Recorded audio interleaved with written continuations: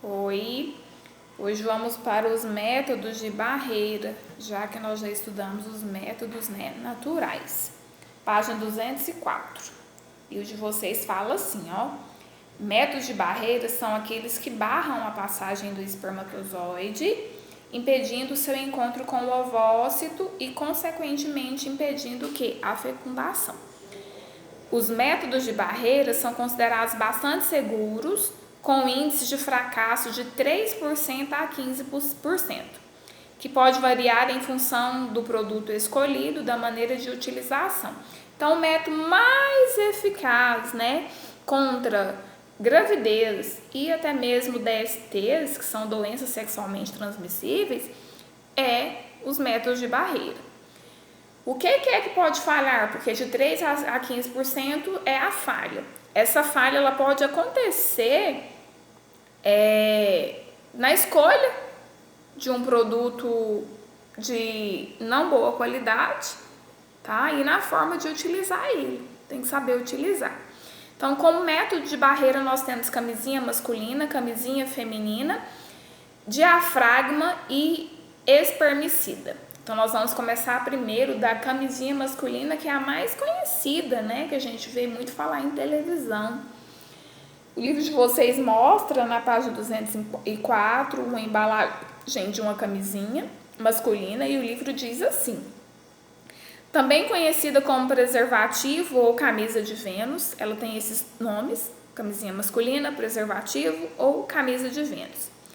É atualmente um dos anticoncepcionais mais populares, não só em função da sua grande eficácia e facilidade de uso, mas pelo fato de ser um dos únicos anticoncepcionais capazes de prevenir as doenças sexualmente transmissíveis, que são as DSTs. A camisinha masculina é distribuída gratuitamente no Brasil e em outros países pelos órgãos públicos de saúde e é comercializada em farmácias e supermercados. Então, em postos de saúde, são distribuídos gratuitamente as camisinhas masculinas, os preservativos, ou também chamados de camisa de Vênus, mas também são comercializadas, vendidas em drogarias, farmácias, e também em alguns tipos de supermercado. O livro de vocês fala assim, ó. O primeiro passo importante na utilização da camisinha é a verificação da data de validade e da presença do selo do Inmetro. Por que Inmetro? O Inmetro ele é uma instituição responsável por testar a qualidade do produto. Então, a primeira coisa quando se compra uma camisinha é olhar a data de validade dessa camisinha e ver se ela tem o selo do Inmetro, porque se tiver, ela foi testada e aprovada. Preservativos com a data de validade vencida ou sem o selo do Inmetro não devem ser utilizados, porque não são confiáveis. A camisinha não deve permanecer em locais quentes e úmidos e sua embalagem só deve ser aberta no momento da utilização. Então, até uma boa conservação elimina o fracasso lá de 3 a 15%. Então, ela não pode ficar em lugar úmido nem em lugar quente. E ela deve ser aberta somente no momento da utilização. Aí o livro de vocês mostra alguns passos da maneira correta de como utilizar uma camisinha masculina. O primeiro passo é abrir a embalagem com cuidado para não danificar a camisinha, porque dependendo do jeito que você abrir, você pode rasgar ela, porque ela é de látex, E se você rasgar ela sem ver, você vai estar perfurando ela, e aí a passagem, não tem como impedir a passagem do espermatozoide, ele vai passar por esse buraco, e ele pode chegar até o encontro de um ovócito e acontecer uma fecundação. Então, também tem que verificar o lado correto, da camisinha.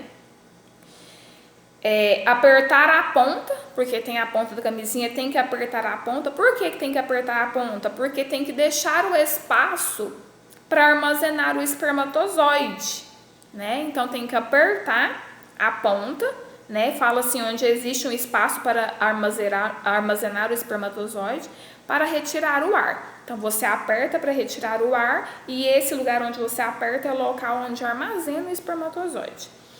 Colocar a camisinha somente com o pênis ereto, Após a ejaculação, que é a eliminação do espermatozoide, jogar a camisinha usada no lixo e não no vaso sanitário, porque jogar no vaso sanitário da descarga pode provocar o entupimento desse vaso. E aí o livro de vocês tem uma imagem de como colocar, tá?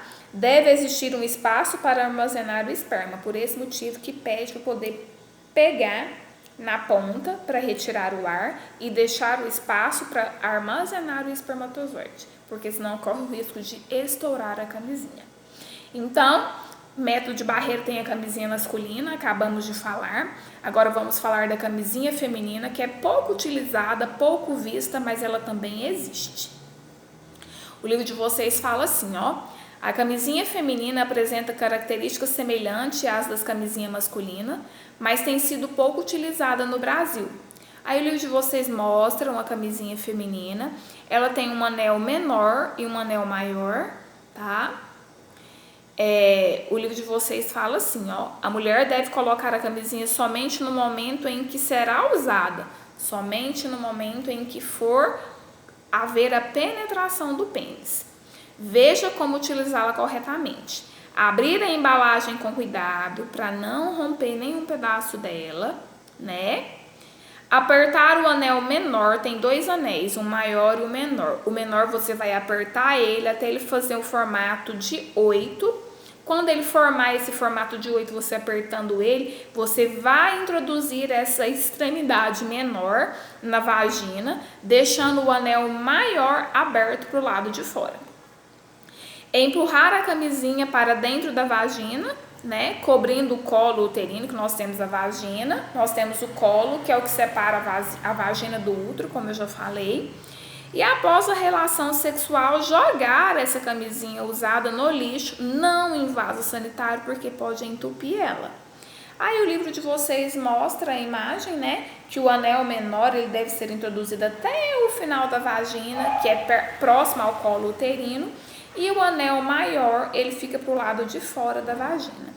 E o último método de barreira que o livro de vocês cita, na página 205, é o diafragma e o espermicida, tá?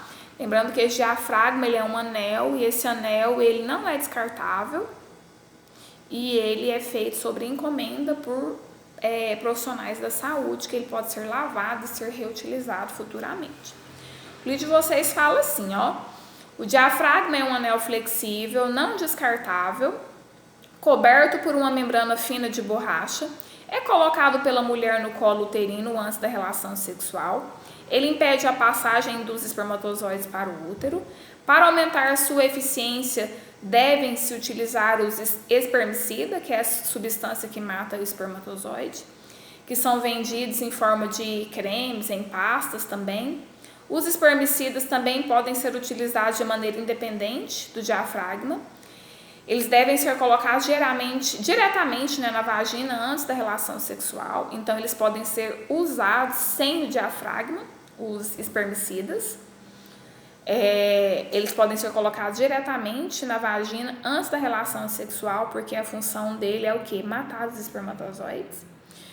O diafragma ele deve ser feito sob medida por um profissional da saúde. Então, o diafragma ele só é vendido sob encomenda, tem que medir o tamanho da vagina, o diâmetro dela para poder mandar fazer por um profissional da saúde, tá?